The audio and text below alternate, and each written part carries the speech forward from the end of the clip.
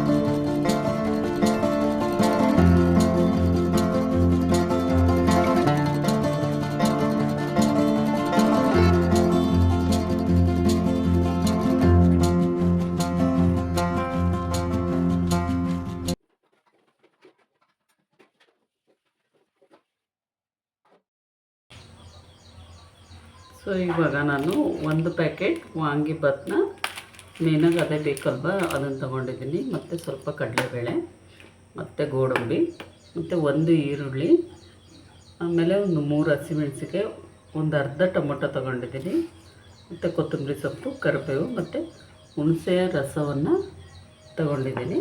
ಮತ್ತು ಅದ್ರ ಜೊತೆಗೆ 2 ಬದನೆಕಾಯಿ ಬರುತ್ತಲ್ವ ವಾಂಗಿಬಾತಿಗೆ ಅಂತೇಳಿ, ಹಸಿರು ಬದನೆಕಾಯಿ, ಅದನ್ನು ತೊಗೊಂಡಿದ್ದೀನಿ. ಸೊ ಇವಾಗ ಮಾಡುವ ವಿಧಾನವನ್ನು ತಿಳಿಸ್ಕೊಡ್ತೀನಿ ಬನ್ನಿ. ಸೊ ಒಗ್ಗರಣೆಗೆ ಒಂದು ಕಡಾಯಿ ಇಟ್ಟಿದ್ದೀನಿ.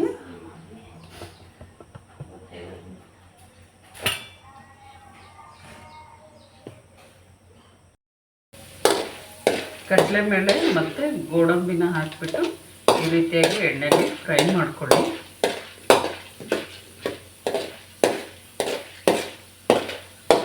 ಫ್ರೈ ಮಾಡಿಕೊಂಡು ಇವಾಗ ತೆಗೆದುಬಿಡಿ. ಒಂದು ಬಟ್ಲಲ್ಲಿ ಇದಷ್ಟು ತೆಗೆದಿಡ್ತಾಯಿದ್ದೀನಿ. ಸೊ ಮುಂಚೆನೇ ನಾವು ಈ ರೀತಿ ಕರೆದು ತೆಗೆದಿಟ್ಕೊಂಡ್ರೆ ನಾವೇನು ಇವಾಗ ವಾಂಗಿಬಾತ್ ಮಾಡುವಾಗ ಎಲ್ಲ ಒಗ್ಗರಣೆ ಮಾಡ್ತೀವಲ್ವ, ಅದ್ರ ಜೊತೆಗೇ ಮಾಡಿದ್ರೆ ಫುಲ್ ಮೆತ್ತಗಾಗುತ್ತೆ. ಇದನ್ನು ಲಾಸ್ಟಿಗೆ ಹಾಕಬೇಕು.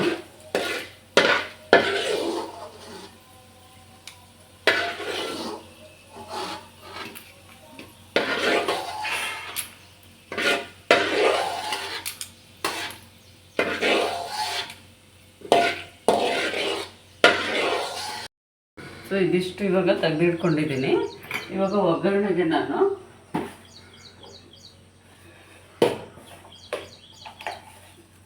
ಒಂದು ಅರ್ಧ ಟೇಬಲ್ ಆಗೋಷ್ಟು ಸಾಸಿವೆ,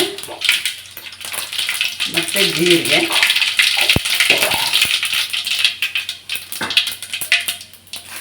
ಮತ್ತು ಕರಿಬೇವು, ಮತ್ತು ಹಸಿಮೆಣಸಿನಕಾಯಿ,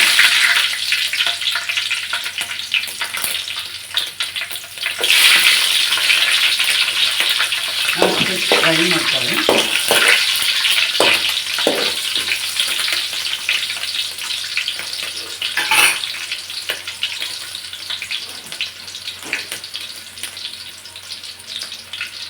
ನೆಕ್ಸ್ಟ್ ಇವಾಗ ಈರುಳ್ಳಿ,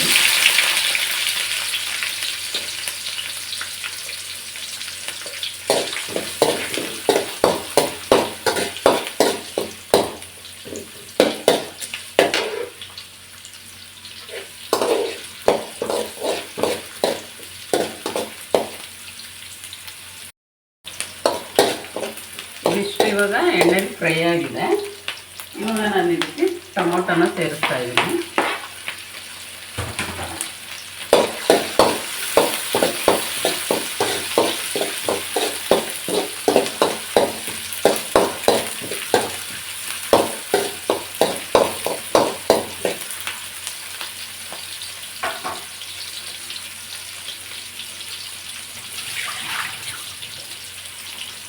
ನೆಕ್ಸ್ಟ್ ಇದಕ್ಕೆ ನಾನು ಏನು ಹೆಚ್ಚಿಟ್ಕೊಂಡಿದ್ನಲ್ವ ಬದನೆಕಾಯಿ, ಸೊ ಅದನ್ನ ಹಾಕ್ತಾಯಿದ್ದೀನಿ.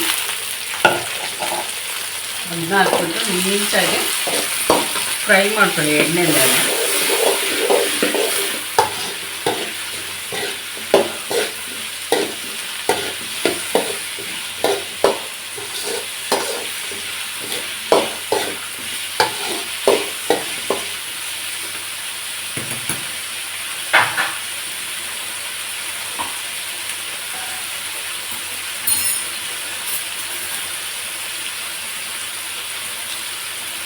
ಇದಕ್ಕೆ ಒಂದು ಸ್ವಲ್ಪ ಉಪ್ಪನ್ನ ಸೇರಿಸ್ಕೊಳ್ಳಿ.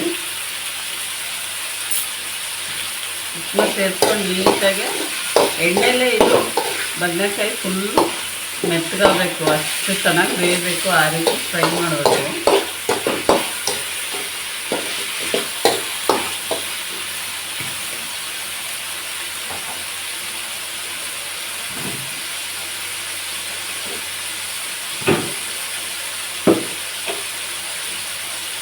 ನೆಕ್ಸ್ಟ್ ಸ್ವಲ್ಪ ಅರಿಶಿನ ಹಾಕ್ತಾಯಿದ್ದೀನಿ.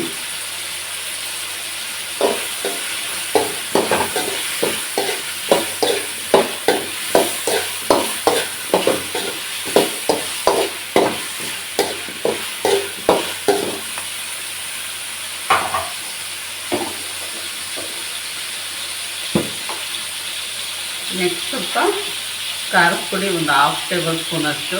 ಖಾರ ನಿಮಗೆ ಬೇಕು ಅಂದರೆ ಮಾತ್ರ ಹಾಕ್ಕೊಳ್ಳಿ, ಇಲ್ಲಾಂದರೆ ಸ್ಕಿಪ್ ಮಾಡಿ.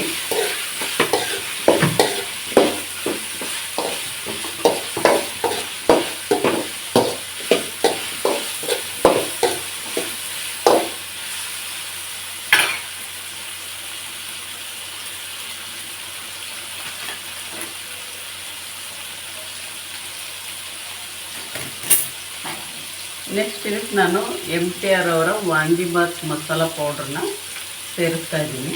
1 ಪ್ಯಾಕೆಟ್ ಹಾಕ್ತಾಯಿದ್ದೀನಿ ಫುಲ್ಲು.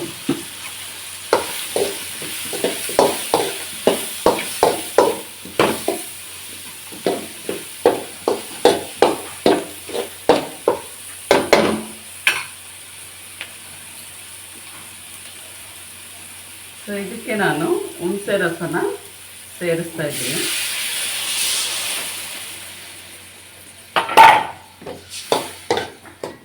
ಇದು ಇವಾಗ ಇದರಲ್ಲೇ ಚೆನ್ನಾಗಿ ಬೇಯಬೇಕು, ಬದನೆಕಾಯಿ ತುಂಬ ಚೆನ್ನಾಗಿ ಮೆತ್ತಗೆ ಬೇಯಬೇಕು. ಸ್ವಲ್ಪ ಇದಕ್ಕೆ ನೀರು ಬೇಕಿದ್ದರೆ ಸೇರಿಸ್ಕೊಳ್ಳಿ.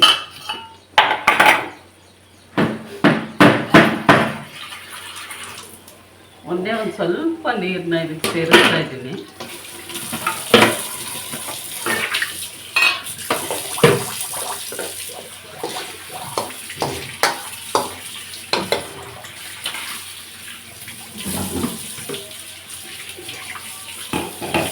ಚೆನ್ನಾಗಿ ಬೇಯಲಿ, ಅಲ್ಲಿವರೆಗೂ ಸ್ವಲ್ಪ ಮುಚ್ಚಿಟ್ಬಿಡೋಣ.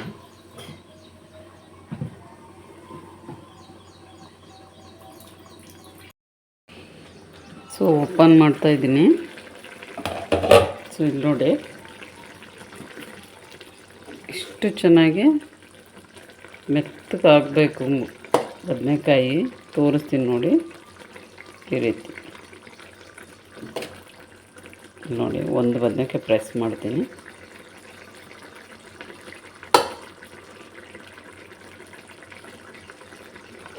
ಈ ರೀತಿಯಾಗಿ ಫುಲ್ ಮೆತ್ತಗಾಗಬೇಕು, ಹಾಗೆ ಇದನ್ನು ಬೇಯಿಸ್ಕೋಬೇಕು.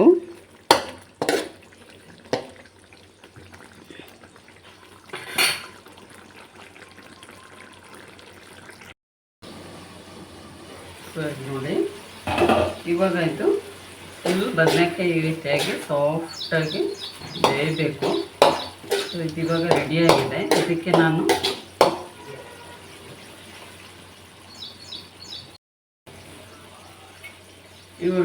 ಇದಕ್ಕೆ ರೈಸ್ನ ಸೇರಿಸ್ತಾ ಇದ್ದೀನಿ.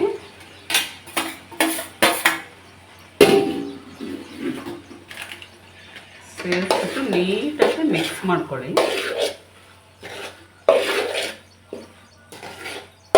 ಉಪ್ಪು ಎಲ್ಲ ಮೊದಲೇ ಹಾಕಿರ್ತೀವಲ್ವ, ಮತ್ತೆ ಮೇಲ್ಗಡೆ ಹಾಕಬೇಡಿ.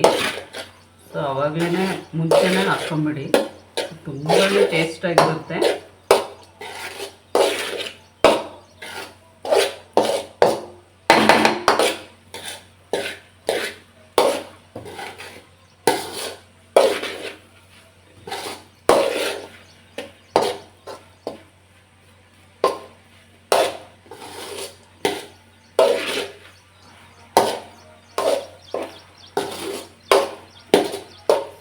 ನಮ್ಮ ಸೈಡು ಸ್ಪೆಷಲ್ ವಾಂಗಿಬಾತ್ ರೆಡಿಯಾಗಿದೆ.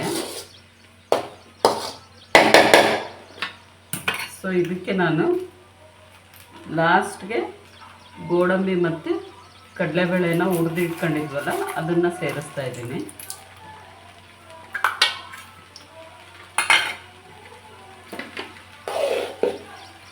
ಮಿಕ್ಸ್ ಮಾಡ್ಕೊಳ್ಳಿ.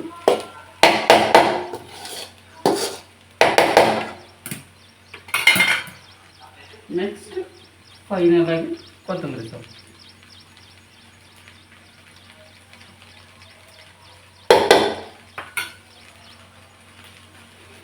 ಒಂದೊಳ್ಳೆ ಟೇಸ್ಟ್ ಇರುವಂತಹ ವಾಂಗಿಬಾತ್ ಇವಾಗ ರೆಡಿಯಾಗಿದೆ.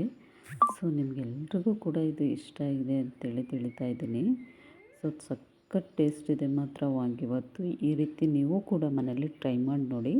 ಸೊ ಯಾರಿಗೆಲ್ಲ ನನ್ನ ವೀಡಿಯೋಸ್ ಇಷ್ಟ ಆಗಿದ್ದರೆ ದಯವಿಟ್ಟು ಲೈಕ್ ಮಾಡಿ, ಶೇರ್ ಮಾಡಿ ಮತ್ತು ಸಬ್ಸ್ಕ್ರೈಬ್ ಮಾಡೋದನ್ನು ಮರಿಬೇಡಿ. ಸೊ ಮತ್ತಷ್ಟು ವೀಡಿಯೋಸೊಂದಿಗೆ ಮತ್ತೆ ನಾನು ಖಂಡಿತ ವೀಡಿಯೋಸ್ನ ಅಪ್ಲೋಡ್ ಮಾಡ್ತಾ ಇರ್ತೀನಿ. ನಿಮ್ಮ ಸಹಕಾರ ಸಪೋರ್ಟರ್ಗೆ ಹೀಗೇ ಇರಲಿ. ಸೊ ನೋಡಿದ್ರಲ್ವ ಎಷ್ಟು ಚೆನ್ನಾಗಿತ್ತು ಟೇಸ್ಟು ಅಂತ ಹೇಳಿದ್ರೆ ತುಂಬಾ ಚೆನ್ನಾಗಿತ್ತು. ಸೊ ನೀವು ಕೂಡ ಮನೇಲಿ ತಪ್ಪದೆ ಟ್ರೈ ಮಾಡಿ. ಸೊ ಮುಂದಿನ ಒಂದು ವೀಡಿಯೋಸೊಂದಿಗೆ ಮತ್ತೆ ಸಿಗ್ತೀರಿ ಫ್ರೆಂಡ್ಸ್. Okay bye.